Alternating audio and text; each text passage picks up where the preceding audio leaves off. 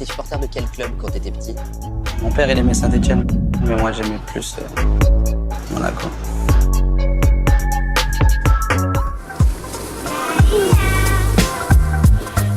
Salut à tous, c'était long, mais enfin Wissam Ben Yedder est monégasque, c'est officiel, le joueur a signé pour 5 ans. Un retour en Ligue 1 à 10 mois de l'Euro a vraiment pesé dans sa décision, comme le révèle notre journaliste Julien Ménard. Wissam Ben Yedder n'a pas non plus oublié de remercier son ancien club. De son côté, le FC Séville, qui a récupéré au passage 40 millions d'euros, a tenu également à lui rendre hommage.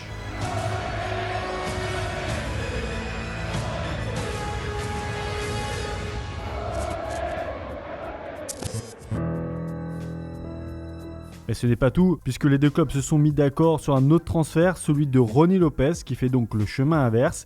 Le Portugais s'engage pour 5 ans. Le montant du transfert est de 20 millions d'euros. C'était un dossier très urgent. Montpellier a enfin trouvé son gardien. C'est l'international argentin Geronimo Rulli, en provenance de la Real Sociedad.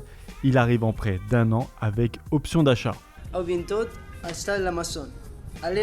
Du côté de Rennes, c'est un nouveau départ, celui de Rami Bensebaini qui file en Allemagne du côté de Mönchengladbach pour 10 millions d'euros avec bonus. L'Algérien va retrouver un autre ancien joueur de la Ligue 1, Marcus Thuram. C'est simple, Lyon a grillé tout le monde. Jeff Rennes Adélaïde a rejoint l'OL. Le transfert tournerait autour de 25 millions hors bonus. Mais attention, et c'est très important, dans le communiqué du club de Lyon, il y a bien sûr cette petite phrase qui est très importante. Arsenal aurait une clause de préférence dite de match-up sur le joueur. Donc attention et méfiance sur ce transfert.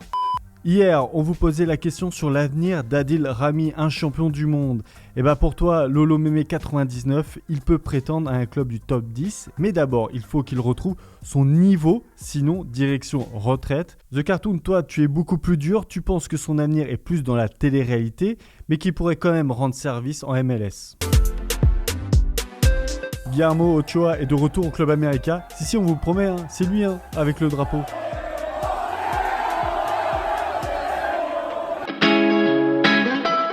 On refait rapidement un petit détour du côté du Rocher parce que après l'attaque, Monaco veut renforcer le secteur défensif. Du coup, le club s'intéresse de près aux Turinois Rougani et Matuidi. Les deux joueurs n'entreraient pas dans les plans de Sarri, donc l'opération est jouable. Camano à la Sampdoria, c'est un grand oui. En tout cas pour Bordeaux, le club girondin a accepté une offre de 11 millions d'euros plus bonus qui seront levés uniquement si le joueur participe à plus de 15 matchs. Cette information nous vient du journaliste italien Gianluca Di Marzio. Il ne manque plus que l'accord du joueur, en espérant pour nos amis italiens de ne pas revivre un épisode devenu célèbre du Mercato, l'épisode Malcolm. En parlant de ça d'ailleurs, Bordeaux va devoir se remettre à la table avec les dirigeants de l'AS Roma, car les Girondins aimeraient récupérer Maxime Gonalon. Un prêt avec option d'achat serait à l'étude. Côté marseillais, on s'active pour la venue de Juan Miranda. La Provence annonce une arrivée sous forme de prêt, mais sans option d'achat. Mais attention tout de même, parce que la Juve a transmis une offre pour le latéral gauche.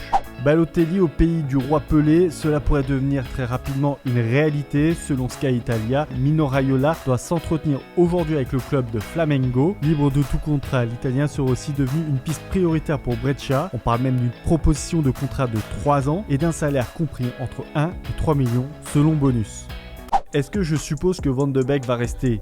Oui, je vais supposer cela. Cette déclaration en toute franchise, on la doit à Marc Overmars, le directeur sportif de l'Ajax, au micro de Ziggo Sport. Il était vraiment le dernier joueur Van de Beek à être annoncé partant, notamment du côté du Real Madrid. Mais en tout cas, cela tombe plutôt bien puisque, selon Marca, Zidane n'en voudrait pas et le technicien souhaiterait même faire partir Jovic en prêt. On parle quand même là d'un joueur recruté à plus de 60 millions d'euros cet été. Ajoutez à cela 4 défaites en 7 matchs de préparation et vous comprendrez que les doutes commencent à apparaître autour de Zidane. Et c'est d'ailleurs notre question du jour. Zinedine Zidane a-t-il bien fait de revenir au Real Madrid? 2 réponses seront sélectionnées pour vendredi.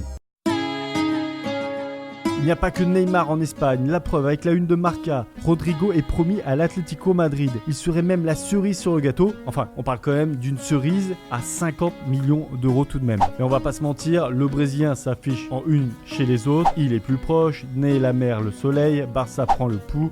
Enfin, on est resté quand même très soft chez les Espagnols.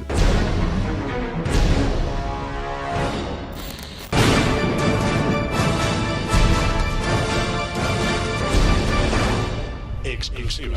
Bon, à part nos amis d'El Chiringuito qui ne font jamais rien à moitié, l'info derrière cette vidéo est juste que Rakitic a déclaré qu'il n'était pas une monnaie d'échange. Mais selon nos informations, si Neymar choisit le Real Madrid, Leonardo a demandé de l'argent plus Vinicius, refus catégorique de la part de Florentino Pérez. Le classico PSG-OM, on pensait tous que c'était pour le 27 octobre, bah en fait, il a été un peu avancé.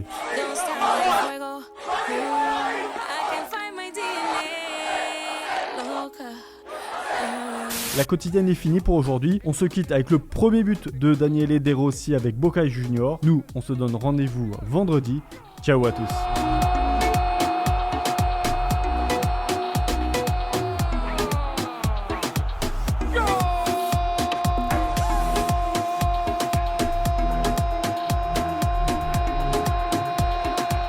Et n'oublie pas, tu peux cliquer sur le blason Téléfoot là juste à droite pour t'abonner à la chaîne et du coup ne rien rater du contenu exclusif.